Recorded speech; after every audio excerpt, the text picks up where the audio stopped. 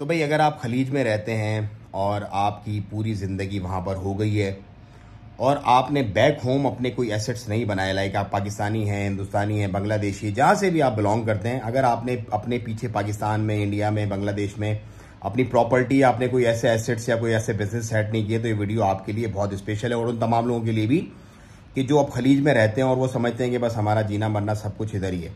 देखो, बहुत सारी ऐसी मिसालें मेरे पास आई जब ये बिजनेस फॉर्मेशन का हमने काम किया सऊदी अरेबिया से स्पेशली, कि जिसमें रातों रात लोग सड़कों पे आ गए, रातों रात उनकी मतलब एम्पायर्स थी वहां पे, बड़े बड़े उनके सेटअप थे। लेकिन जैसे ही जो बंदा जिसके साथ वो मामला चल रहे थे, थोड़ी सी अनबन हुई तो उन्होंने उनको खुरूज लगवाया और लाइफ टाइम बैन कर दिया।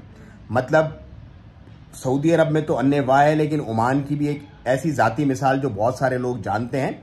अगर आपने नदा हैप्पीनेस देखा हो रूवी में, उसके बराबर में एक और बहुत बड़ा डिपार्टमेंटल स्टोर है, वो एक बांग्लादेशी बंदे का था। वो बांग्लादेशी बंदा तकरीबन उसने 35 से 40 साल गुजारे सल्तनत ओमान में, अपना बिजनेस सेटअप किया। बिल्कुल गरीब फकीर आया था बेचारा, बिल्कुल फकीर बेसिकली एक मिस्कीन, मतलब एक गरीब आदमी को कहते हैं अरेबिक में ना, तो वो फकीर वो वाला फकीर ना समझे कोई। तो वो बेचारा आया, उसने मेहनत मजदूरी की, अपना छोटा सा सेटअप बनाया, छोटी सी दुकान बनाई, फिर एक ओमानी के साथ मिलकर उसने पूरा बहुत बड़ा डिपार्टमेंटल स्टोर बना लिया। अच्छा, वो जब तक वो ओमानी जिंदा था तो उनका मामला अच्छा चलता रहा, लेकिन जैसे ही उस ओमानी की डेथ हुई, उसके बेटे ने कहा भाई तू कौन, ये तो मेरे बाप का है सब कुछ, तुम्हारा तो कुछ भी नहीं है। उसने उनको फारिग करवा दिया। वो बेचारे सड़क पे आ गए, रोड पे आ गए, मतलब रातों रात उनका सब कुछ खत्म हो गया। और क्योंकि उन्होंने सब कुछ अपना जीना मरना ये समझा हुआ था कि यार हमारा सब कुछ इधर ही है, तो हमने तो बस अब यहीं पे हमारी रेल फेल लगी हुई है, अच्छे खाते पीते, अच्छी बड़ी गाड़ियां, अच्छे बड़े शशके हमारे। लेकिन जैसे ही वो उनको खुरूज लगा, उनका बिजनेस जब्त हुआ, वो उस्मानी ने कब्जा कर लिया क्योंकि उसके नाम पे ही था सारा, तो ये लोग बेचारे रोड पे आ गए।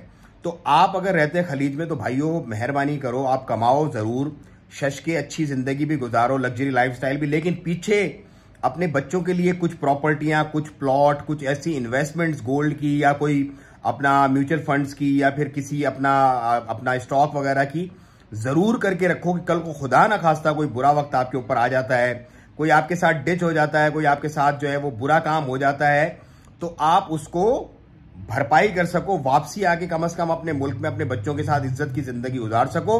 वरना आप जो है वो सड़क पे खड़े होगे, वही 30-40 साल भी अपने लगाने के बाद फिर जीरो पे हो जाओगे। जो खा लिया होगा बस वही होगा, बाकी आपके पास कुछ होगा नहीं।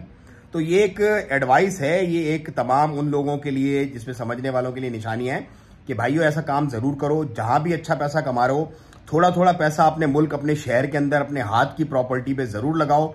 अपने ऐसी इन्वेस्टमेंट जरूर करो जो कल को आपके बच्चों के काम आए। सिर्फ वहीं के आश्रय पे ना बैठ रहा हूं। मैं अपनी खुद की भी आपको मिसाल दे दूं कि जैसे ही मैंने कमाना शुरू किया, सबसे पहले अपनी मैंने जो है वो बैक एंड पाकिस्तान के अंदर जो है वो मैंने अपनी प्रॉपर्टीज वगैरह बनाई कि कल को खुदा ना खास्ता कोई मसला होता है तो मुझे, मेरे बच्चों को कोई प्रॉब्लम ना हो।